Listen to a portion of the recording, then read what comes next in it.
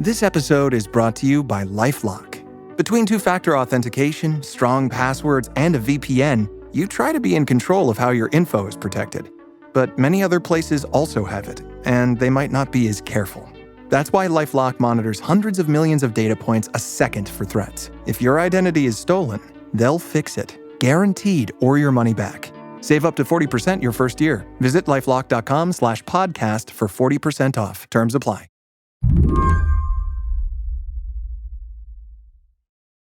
It was a classic summer Friday news dump. This time last month, several outlets started reporting that the United States government had planes in the air. There was a massive prisoner swap underway.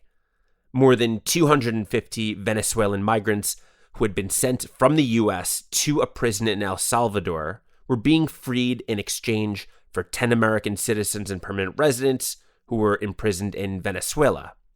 People read about or saw or heard in some way about this prisoner exchange that resulted in the release of these men to Venezuela and think in some sense that that is the end of this story. That's Jonathan Blitzer. He is an immigration reporter for The New Yorker. The story he's talking about is one of the first major scandals of Donald Trump's second term. Earlier in the spring, the Trump administration seemed to defy a court order deporting these men to El Salvador. My big fear in this is that people kind of see a loop being closed when these men are released. But I actually think that news really just compounds all of the questions on the table. In the months since these men have been returned to Venezuela, we're getting firsthand accounts of what it was like inside CECOT. That's the Center for the Confinement of Terrorism, the maximum security prison in El Salvador, where these men were told they would never leave. We were constantly beaten. We suffered physical, verbal, and psychological abuse. There wasn't a day where the wardens didn't tell us that the only way we'll leave that place was if we were dead. In fact, waking every day at 4 a.m. to insults and beatings, listening to the clanging of metal bars, hearing your brothers get beaten, crying for help. They'd plead, "Please stop hitting me. I'd rather you kill me." I was beaten to the point of fainting. They dragged me until we got to the cell block. Then they threw me down. My head hit the floor. Pegué mi cabeza contra el piso, me despierto y... I woke up and asked God, why am I here? We had you on the show back in April when this was all going down, I think right before Bukele's visit to the White House. What are some of the biggest things that we know now that we did not know back then? It's a good question. I will say, to kind of invert the question a little bit, we still don't have a list of who was actually sent to El Salvador or, by extension, who was ultimately returned to Venezuela, which does raise very, very serious and scary questions about whether everyone is accounted for. At the time, there was no actual list or official tally of the men who were sent to the Salvadoran prison. When we all first spoke, there was a single list that was out, and at the time, it was the most comprehensive list, and that was a list obtained by CBS News of 238 men who had been sent to El Salvador. Now, for instance, when there's news of that prisoner swap, we hear that there were 252 Venezuelans who were in that facility who were returned to Venezuela. This was described in the media as a constitutional crisis very early on into Trump's second term. Is this still a constitutional crisis? Yes, and there have been some developments in this regard.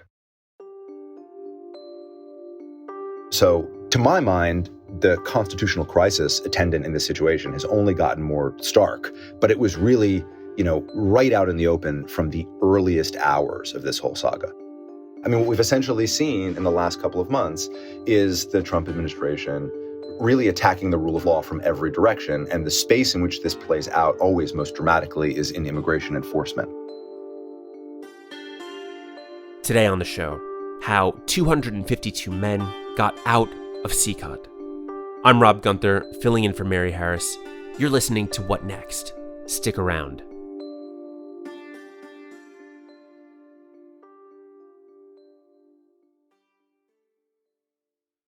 This episode is brought to you by Quince. With summer winding down, refreshing your wardrobe with staple pieces for the season ahead might be on your mind. I know it's on my mind because I always like a new scarf, a new shirt, new pair of pants going into the fall. It's like that back-to-school shopping thing. It's just baked into my brain. Quince sent me a couple other pieces to try on, see how I liked them. Right now, I'm wearing their linen pants, which I really love because they can be a little bit fancy if I add a button-down top or some jewelry, or they can be super casual if I'm wearing a t-shirt like I am right now. Just really flexible stuff that I wear again and again. And now that the season might be getting a little colder, you can check out their cashmere and cotton sweaters that start at just $40. They've also got washable silk tops, classic denim pants, all the stuff you need for the fall season. The best part is that everything at Quince is half the cost of similar brands. They work directly with factories to give you luxury without the markup. So go ahead. Elevate your fall wardrobe essentials with Quince. Go to quince.com/whatnext for free shipping on your order and 365-day returns. That's QUINCE.com/whatnext to get free shipping and 365-day returns. Quince.com/whatnext. This episode is brought to you by Built.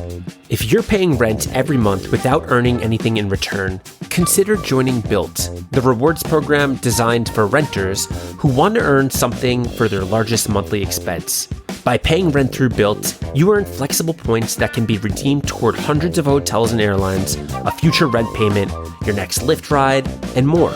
But it doesn't stop there. Built is about making your entire neighborhood more rewarding. You can dine out at your favorite local restaurants and earn additional points, get VIP treatment at certain fitness studios, and enjoy exclusive experiences just for Built members every month. Built is turning a monthly expense into an opportunity to earn rewards and discover the best that your neighborhood has to offer. Your rent is finally working for you. Earn points on rent and around your neighborhood, wherever you call home, by going to joinbuilt.com/whatnext. That's joinbuilt.com/whatnext. That's joinbilt.com/whatnext. And make sure to use the unique URL, joinbilt.com/whatnext. Jonathan, last month, the United States, Venezuela, and El Salvador all came together as part of this prisoner swap. Tell us what happened. Well, all we know is that, in exchange for these 252 Venezuelans being returned to Venezuela, these 10 U.S. citizens and legal permanent residents who had been held in Venezuelan prisons were released to the United States. Now, one of those 10 Americans actually, it turns out, had a conviction for a triple homicide in 2016. And so, the first thing was the administration obviously circled the wagons and celebrated this as a kind of major coup. Here they managed to extract concessions from a famously difficult administration in the administration of Nicolas Maduro in Venezuela. And, here Marco Rubio said, you had 10 Americans who were, quote unquote, unlawfully detained in Venezuela finally being released.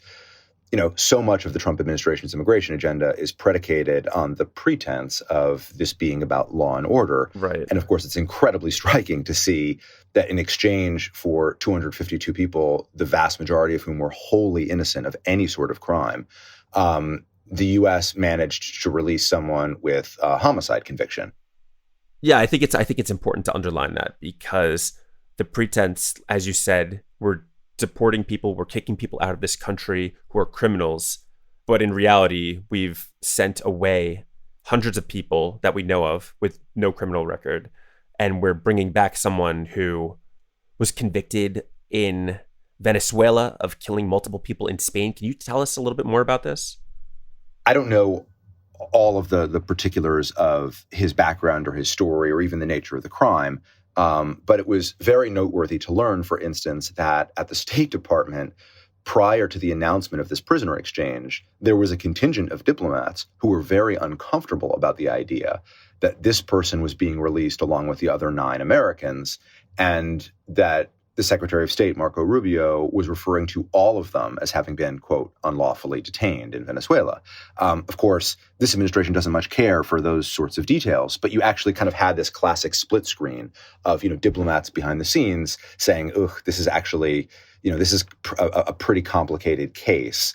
And leadership inside the administration basically just sticking to their script, saying what they were going to say, and not really expecting any serious follow-up questions.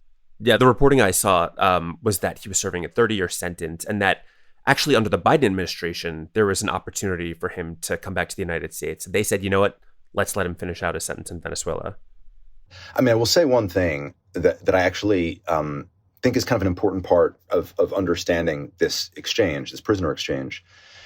Right after it was announced that this exchange had taken place, I just by chance went to the State Department's website to see how it described its travel advisory for Americans thinking of visiting Venezuela. The State Department does this for, all the countries in the world. It basically advises Americans about the dangers or not of visiting certain countries.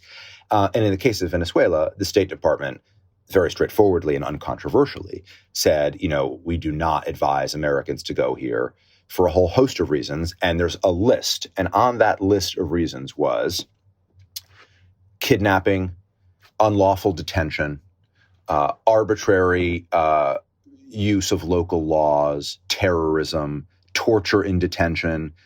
And it was hard not to think about the fact that was, in effect, exactly what the U.S. administration, this administration, has done to Venezuelans, a group of Venezuelans living in the United States. And, the whole idea of why the State Department advises Americans against traveling to Venezuela is that Nicolas Maduro is an authoritarian leader who does not believe in the rule of law, who is something of an international pariah, and who's looking to gain any political leverage he possibly can. And so it's not so far-fetched to think that he would have his government arrest Americans to be used later as some sort of bargaining chips. And what was just so incredibly striking to me was that in effect described exactly what the Trump administration has done with the vast majority of these 252 Venezuelans sent to El Salvador under the Alien Enemies Act. Yeah, when you say it like that, it's crazy. It feels like an episode of The Twilight Zone where you're sure of who the enemy is, and then at the last second, you get that twist, and it turns out that we are the bad guys all along.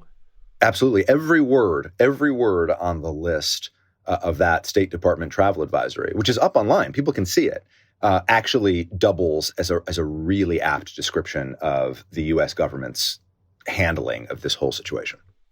There's another aspect of the story that is in and of itself remarkable, because when these men were shipped to El Salvador, the whole tagline that underlines pretty much every story was that once you go in, you don't come out, of CECOT in particular. The idea was that these people would never make it out. But then, of course, they did make it out. And now that you've talked to several of these returned former prisoners, former detainees, what are some of the most striking details about their experience inside? I think the most striking thing was how little they knew about what they were in for. There were no charges against them. They didn't have a sentence. So they were living day after day with this terrible sensation that this might go on forever. One guy said to me, look, it would have been easier. It would have been no less unjust, but it would have been easier if they said to me, you're serving a 5-year sentence for this crime you didn't commit. Because at least then I could say to myself, I have to survive for 5 years. But under the circumstances, they hadn't been told anything. Some of the particular instances of torture, while absolutely horrific and grisly, are, in some ways, I don't want to say what you'd expect. None of this is what you'd expect. It's nightmarish. But, beatings, being held in stress positions, being kicked, being sworn at, being locked in solitary confinement, all of those things. But one of the things that haunted me the most was that relatively early on, maybe about a month in, the men staged a hunger strike because of how the prison guards had mistreated one person in particular, and they wanted to make their opposition to this treatment known. So they staged a hunger strike. And the guards inside CECOT just didn't seem to care. And so as a result, these guys turned from the huelga de hambre, the hunger strike, to the huelga de sangre, where they actually cut themselves. And they cut themselves with the plastic cups that they were given for drinking water. And they bled onto their white sheets, which hadn't been changed, and wrote messages to the guards and the prison authorities. And again, the response from inside the prison was nothing. And that's what actually, I think, scared them, some of them anyway, the most. The idea that here you are, taking extreme action. I mean, literally making yourself bleed onto sheets to try to, just call attention to what's happening. And it wasn't even like, there were some reprisals and some people were punished for that. But by and large, the guards just ignored them. We'll be right back after a quick break.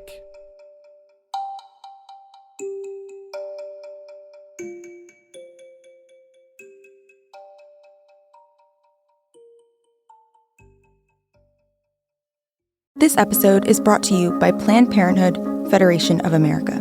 The state of reproductive rights might feel bleak, but the fight isn't over. At Planned Parenthood, they're holding the line, no matter what. Whether it's birth control, wellness exams, abortion access, cancer screenings, gender-affirming care, or expanded telehealth, Planned Parenthood continues to provide care, even now. Some lawmakers are trying to end abortion access, slash funding people rely on for care, and shut down Planned Parenthood health centers. These attacks only deepen the healthcare crisis they created, putting millions at risk. But here's the truth. Planned Parenthood has been there for over a century because of supporters like you. Planned Parenthood believes everyone should have the freedom to make decisions about their own bodies, no matter what. And that's something worth fighting for. The future isn't something that just happens. It's something that can be shaped. Planned Parenthood needs you in this fight. Donate today to support Planned Parenthood at plannedparenthood.org/defend. This episode is brought to you by Built. If you are paying rent every month without earning anything in return, consider joining Built. It's a rewards program designed for renters who want to earn something for their largest monthly expense. By paying rent through Built, you earn flexible points that can be redeemed towards hundreds of hotels and airlines, a future rent payment, your next Lyft ride, and more. But it does not stop there. Built is about making your entire neighborhood more rewarding. You can dine out at your favorite local restaurants and earn additional points, get VIP treatment at certain fitness studios, and enjoy exclusive experiences just for Built members every month. Built is turning a monthly expense into an opportunity to earn rewards and discover the best that your neighborhood has to offer. Your rent is finally working for you. Earn points on rent and around your neighborhood wherever you call home by going to joinbuilt.com/whatnext. That's joinbilt.com/whatnext. And make sure to use the unique URL joinbilt.com/whatnext. You'll get more than you expect with McValue at McDonald's. Like deals on your late night go-tos when the party goes till dawn. And savings on their faves. So date night always passes the vibe check. Plus, when the fam shows up for the weekend, you can show out for breakfast. Buy one breakfast sandwich, add one for $1. Only in the app. Limited time only at participating McDonald's. Valid once a day. Must opt into rewards. Ba-da-ba-ba-ba. Since the media attention has moved on from El Salvador, a big part of this story domestically is that we are still sending migrants to third-party countries. How is that playing out? As it stands now, several thousand migrants have been sent to third countries. And a big part of the logic there is for the Trump administration not only to make it easier for the government to deport large numbers of people, but also to punish people, to, make plain to them and to others that, you can be deported not just to your home country, but to a place extremely far from home, including places that, like South Sudan, in the midst of basically a kind of civil war. And there have been a few judicial checks on these plans, but to date, the administration has run through them and continues to try to scale up its capacity to send people to third countries. And it's absolutely horrific and unthinkable and alarming. And I think we're only going to see more of it in the days ahead. If you think about this practice as being a result of what happened back in April, it feels like, or it seems like, the Trump administration has scored a big victory against the judges that were trying to put a stop to this. And I want to talk in particular about James Boasberg, who was instrumental in the case of the Venezuelans who were sent to El Salvador. How is the Trump administration trying to retaliate against him? Well, the Trump administration, in addition to calling him out by name, Trump called for his impeachment. Stephen Miller called him a radical communist. Republican allies in Congress have tried to strip him of his security clearance, which he's had for many years. In addition to all of that, the government has filed to my mind, baseless misconduct case against him. This is the Department of Justice has filed this case against him. It doesn't really have any solidity to it at all, but that's not the point. The point is to try to vilify him and to try to make him pay publicly for having gone against the administration. You know, he's incurred the administration's wrath twice over. First, for issuing a ruling against the Trump administration, and then for trying to get to the bottom of the administration's effort to ignore his order. And I will say, you know, there's a kind of parallel plot to all of that, which is there was a guy named Emil Bovee who is in his mid-40s, was a top-ranking DOJ lawyer at the start of this second Trump term. The reason for his prominent position at the Department of Justice during the second Trump term was, in effect, that he had served on Trump's criminal defense team when Trump was out of office. And so this was the reward he got for that stint in private practice defending Trump against criminal charges. And that wouldn't be his last reward, would it? Good, that's correct. That's correct. And so basically, you know, he starts by, you know, getting this plum job at DOJ. And, you know, within weeks is basically at the center of all of these controversies at DOJ. Tell me about Bovee's role in the effort to remove these Venezuelans and Salvadorans to El Salvador. We have since learned very concretely through a whistleblower complaint filed by a career attorney at the Department of Justice that Bovee, on March 14th, the day before these flights took off, gathered a group of attorneys at the Department of Justice together and basically said, no matter what, these planes are going to leave the country under the Alien Enemies Act. And if there is resistance from federal judges, we should consider telling them, fuck you. That's the language from this whistleblower complaint. And that's, in fact, exactly what happened. And that's the trajectory of Bovee inside the Department of Justice. And of course, he's ultimately given, you alluded to this, he's given an even bigger reward than the job he then occupied, which was at the end of May, Trump nominated Bovee to a judgeship on the Third Circuit Court of Appeals. This is a lifetime appointment, a highly prestigious and influential job. It's higher in rank than Boasberg has even, right? Correct. This is at an appeals court rather than a federal district court. And, you know, essentially, by a very narrow margin, Republicans in the Senate in July confirmed him to that post. And so, you know, you have on the one hand, Boasberg, who very much did the right thing and tried to stand up to the administration and has suffered all of these consequences as a result. And simultaneously, you have the meteoric promotion of Bovee, who quite plainly violated the rule of law in the name of delivering the president's political agenda.